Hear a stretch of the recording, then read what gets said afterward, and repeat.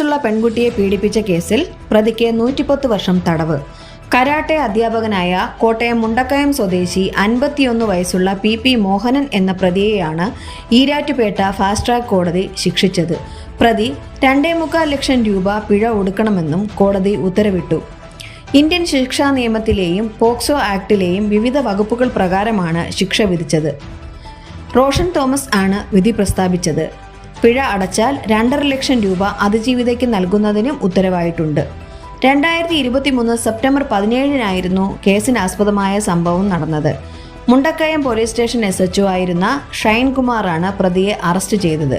അന്വേഷണം പൂർത്തിയാക്കി കുറ്റപത്രം കോടതിയിൽ സമർപ്പിച്ചു. പ്രോസിക്യൂഷൻ ഭാഗത്തു നിന്നും 18 സാക്ഷികളെയും 12 പ്രമാണങ്ങളും ഹാജരാക്കി.